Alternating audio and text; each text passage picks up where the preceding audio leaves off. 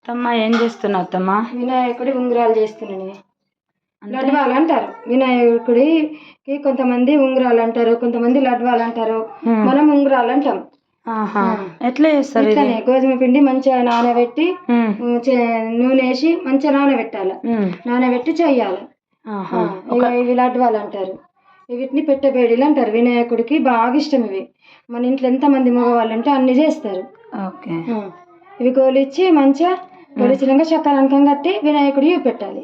ఒకటి మనకు చూపిస్తారా మాకు?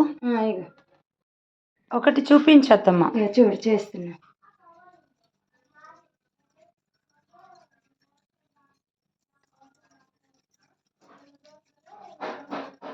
ఇట్లా తాలకలాగా తాళాలి.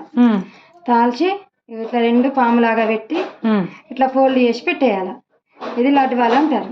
ఓకే. ఇప్పుడు దీన్ని ఏం చేయాలి? డీప్ ఫ్రై చేయాలి.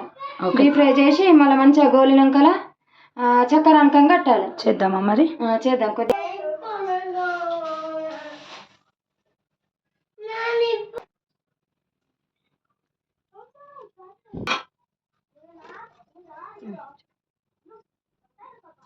ఇవి మనం నార్మల్ టైంలో చేసుకోవచ్చా? చేసుకోవచ్చు. పిల్లలకు స్నాక్స్గా బాగుంటుంది. ముఖ్యంగా చేస్తారు. నార్మల్ కూడా చేసుకోవచ్చు.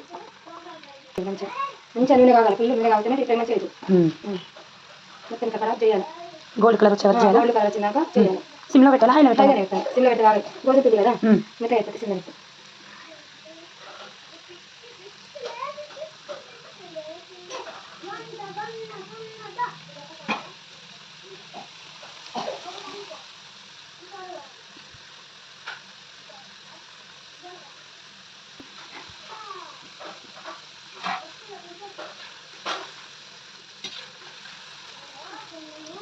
మంచిగా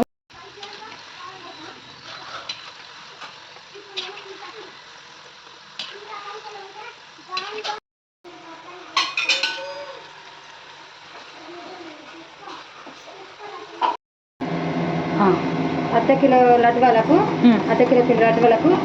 ఒక కప్పెడు మనం బియ్యం రైస్ కుక్కర్లో బియ్యం తింటారు చూసినామా, దాని నిండా చక్కెర పోయాలి. చక్కెర పోసి చక్కెర మునిగానే నీళ్ళు పోయాలి. కొన్ని మునిగేటన్ని నీళ్ళు పోసి మంచిగా ఆనకం వచ్చిందాక అలా కొద్దిగా నెయ్యి వేయాలి. సమర్ కొరకు నెయ్యి వేసి ఆనకం వచ్చిందాక మంచిగా తీగ ఆనకం రావాలి. తీగ పాకం రాచి లడ్వాలలో వేసేయాలి. చక్కెర పాకము ఇట్లా కలపాలి. అది కిందాక కలపాలి.